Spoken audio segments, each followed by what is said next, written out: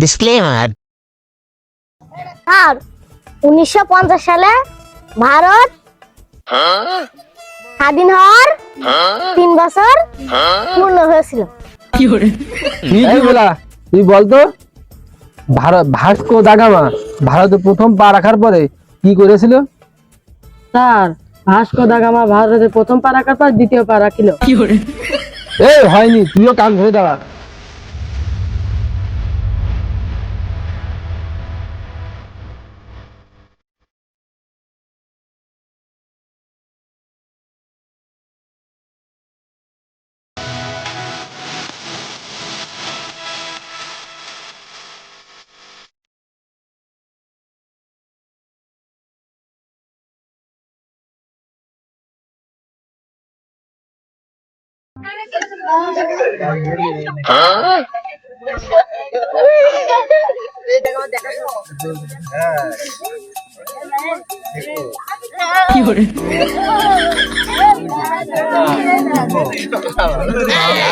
আচ্ছা, সমস্যা নেই।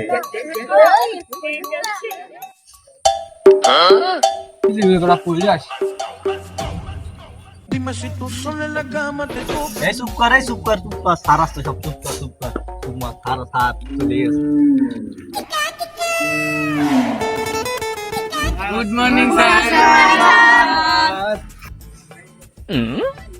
এই গুড সে তো বুঝলাম, তো সূর্য দেখছি পশ্চিমী, তাহলে মর্নিং কি আঙ্কেল হইলে? এই তোদের শিখত পেলাম না রে। হারে যাই হোক, তোরা বস। তা নাই হইলো, তোর আমার বেতন দিছিস না কেন? এই বটে, তোর 3 মাসের বেতন বাকি, তোর বেতন দিতে সমস্যা কি? হ্যাঁ, আমার একটা ছাগল আছে, ছাগলটা বিক্রি করে আপনার টাকা দিতে পারি। ও তা নাই বুঝলাম। তাই বেলে তোরও তো মেলা বাকি, তুই বেতন কবে দিবি? স্যার, ওই মোটু ছাগলটা বেচলি আপনার বেতন দিয়ে দেব না। এই ওই মোটু ছাগল বিক্রি করলি, তারপর তুই আমার বেতন দিবি? তোর মোটু ছাগলের সাথে তোর সম্পর্ক কি? হারে স্যার, আমি ওই মোটুর কাছে টাকা পাই, তাই ওই মোটু ছাগল বেচে আমার টাকাটা শোধ করবে, তারপরে আপনার টাকাটা আমি শোধ করব। বাবা, এরা আইটেম কি? এই তা না হইলো আদু ভাই, তোরও তো বেতন বাকি, তুই কবে দিবি তাই কর। আর ওই যে মোটু ছাগল বিক্রি করলেই আপনার টাকা দেবে। তো এই তুইও কি মোটু কাছ টাকা পাবি নাকি? না স্যার, ওই মোটু ছাগল বিক্রি করলি সেই টাকা আমি ধার নেবো, নিয়ে তারপর আপনার বেতন দেবো। কি সাংঘাতিক রে বাবা। এই মোটু, তুই ছাগলটা তাড়াতাড়ি বিক্রি করিস তো, নাহলে তো দুদিন পরে আমার ওই ফালানি রাস্তা দাঁড়াতে হবে না। আপনি চিন্তা করবেন না স্যার, আমার দাদির ধাড়ি ছাগলের পেট থেকে যদি খাসির বাচ্চা হয়, সেই বাচ্চা আমার দেবে, তারপরে সেই বাচ্চা বড় বানাবো, তারপরে সেটা বিক্রি করে আপনার বেতন দিয়ে দেবো। ওরে বাবা রে, মেঘনা চাইতে বৃষ্টি, তোরা কি সাংঘাতিক ছেলে রে বাবা। বেশ, তবে ওসব প্রসঙ্গ থাক, এবার তোদের কয়টা প্রশ্ন ধরি। এই বল্টু, তুই বলতো 1 কেজি আপেলের দাম যদি 50 টাকা হয়, তাহলে 500 গ্রাম আপেলের দাম কত? আর 1 কেজি আপেলের দাম যদি 50 টাকা হয়, তাহলে 500 গ্রাম আপেলের দাম 20 টাকা হবে। বলিস কি তুই? 1 কেজি আপেলের দাম যদি 50 টাকা হয়, তাহলে 500 গ্রাম আপেলের দাম 20 টাকা হয় কি করে? স্যার, আমি আপেলওয়ালার সাথে যদি দাম দর করে 50 টাকার আপেল যদি 40 টাকায় করে ফেলি, তাহলে তো সেই 500 গ্রাম আপেলের দাম 20 টাকায় আসে। কি সাংঘাতিক করে বাবা। এই তুই কি কান্ধে উঠে যায় থাক, এই হ্যান্ডেল বলে আমি এই কালে তুই বলদিন নাচপাতের ইংরেজি কি হবে? স্যার, এই নাচ ইংরেজিতে হচ্ছে ডান্স, আর এই যে প্রতি ইংরেজিতে হচ্ছে ডান্সিং হাজব্যান্ড। এই দুটো মিলে ডান্সিং হাজব্যান্ড, মোট মিলে নাচপাতির ইংরেজি হলো ডান্সিং হাজব্যান্ড। এই এই তুই কান্ধে দাঁড়া, তুই কান্ধে দাঁড়া, দাঁড়াও দাঁড়ায় থাক। স্যার, আমি একটা কথা বলবো, মারবেন না তো? এই কি কথা বল, মারার মতন হলি মারবানে?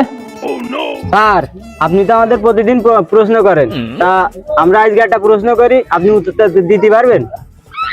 হ্যাঁ, কি প্রশ্ন বল, তাড়াতাড়ি বলে ফেলা। স্যার, একটা বাদরের সামনে 5টা কলা ছিল, কিন্তু বাদর একটা কলাও খাতে পারলে না। কেন খাতে পারলে না বলেন তো? এই তুই আমাকে সব বাচ্চা ছেলেদের মতো প্রশ্ন করছিস? সব তো বাচ্চা ছেলেদের প্রশ্ন রে। বলেন না স্যার, কেন খেতে পারলো না? এর কারণ ওই কলাগুলো সব প্লাস্টিকের ছিল, ওই জন্য বান্দরটা খাতে পারেনি। হয়নি। এই কেন হয়নি? স্যার, কলা গাছটা আসলে ছিল, পাথরটাই প্লাস্টিক ছিল, তাই খেতে পারিনি। এই তুই খুব পাকা হয়ে গেছিস, আমার চুপচাপ বসে থাক। স্যার, আমি একটা প্রশ্ন করব। এই তুই আবার কি প্রশ্ন করবি? তুই তো এমনি প্রতিদিন ক্লাসে কান ধরে দাঁড়িয়ে থাকিস। স্যার, ওরাও তো প্রতিদিন দাঁড়িয়ে থাকে, তা আমি প্রশ্ন করলে অসুবিধাটা কি? না, এদের সাথে আর পারা যাবে না। ঠিক আছে, তুইও কর। স্যার, বলেন তো কি খেলে পেট ভরে না? এই ওই উত্তরটা তুই বল। স্যার, কসম খেলে পেট ভরে না।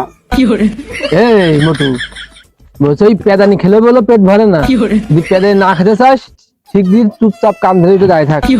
আজকে বলে আমি প্রেশারে বড়ি খেয়ে আসিনি। তোদের আজকে ইতিহাস থেকে একটা প্রশ্ন ধরি।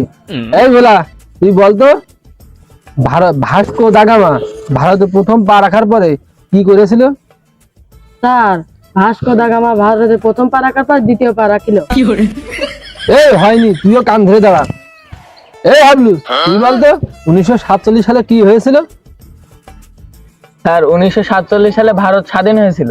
বাহ হাবলু বাহ, তুই বেশ বেশ। এই বেল, তুই বলতো 1950 সালে কি হয়েছিল? আর 1950 সালে ভারত স্বাধীন হওয়ার 3 বছর পূর্ণ হয়েছিল। ঠিকই বলেছিস, 3 বছর পূর্ণ হয়েছিল, কিন্তু সব চাইতে গুরুত্বপূর্ণ যেটা সেইটা বলতো।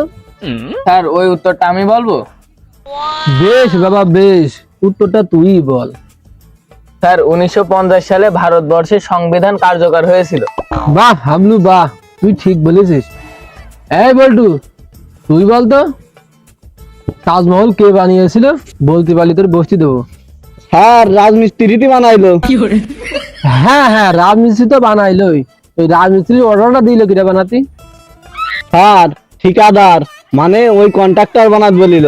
ওই কন্ট্রাক্টরই অর্ডারটা দিল। এই কন্ট্রাক্টরের অর্ডার দিলে কোন সম্রাট? আমি সেইটাই শুনতে চাইছি তোর কাছে। স্যার, সম্রাট শাহজাহান। এই সেম কথাটা আগে বললেই তো হয়তো, তুই এত পেশালি কেন তাই কর। স্যার, আপনি বা পেঁচালেন কেন? কোন সম্রাট বানাইলো আগে করলেই তো হয়। আচ্ছা ঠিক আছে, ওই ভুলটা আমারই হইলো। আচ্ছা তুই বস। এই তোরা বলতো পানিপথের যুদ্ধ কাকে বলে? আর আপনি বলেছেন অহিংসা পরম ধর্ম, তাই আমি যুদ্ধ দেখিওনি, আমি বলতেও পারবো না।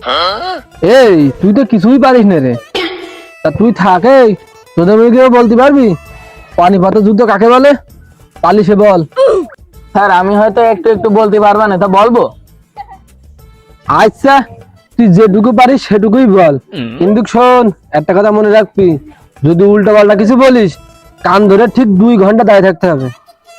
স্যার জমিতে পানি বা সেচ দেওয়ার জন্য মেশিন বা মোটর থেকে যে খাল কাটা হয় তাকে পানি পথ বলে। অতএব যে পথ দিয়ে মেশিন বা মোটরের পানি ওই চাষের জমিতে নিয়ে আসা হয় তাকে পানি পথ বলে।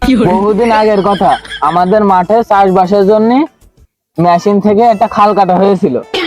তো সেই খাল কাটার সময় আমাদের বাড়ির পাশে কানুর দাদা বাধা দেয়, তখন আমাদের হাবলুর দাদা ওখানে এসে কালুর দাদাকে সরে যেতে বলে, কিন্তু কালুর দাদা কিছুতেই সরে না।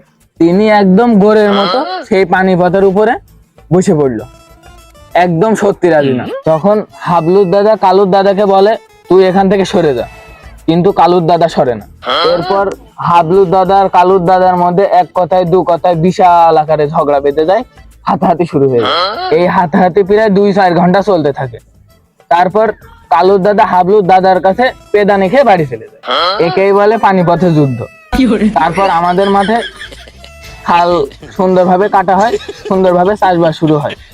স্যার আমি তো তখন অনেক ছোট ছিলাম, তা সবকিছু মনে নেই, বাবার মুখে যেটুক শুনেছি সেটুক বললাম। এই তুই 2 ঘন্টা কান ধরে দাঁড়াবি কেন? তুই তো 8 ঘন্টা কান ধরে দাঁড়িয়ে থাকছিস। ওরে বাবারে, এইরকম পানিপথের যুদ্ধ রচনা আমি জাতের জন্মও শুনিনি। এদের মধ্যে সাংবাদিক ছেলেগুলো আমি জীবনেও দেখিনি। আমার এদের আর পড়ার দরকার নেই, আমি চলে যাই। এই তোরা যা পারিস কর, আমি কালকে তার আসতাম না। বাবা বাবা বাবা বাবা বাবা, সাংঘাতিক ছেলেগুলো ওরা। আর আমাদের সাথে পারবি সব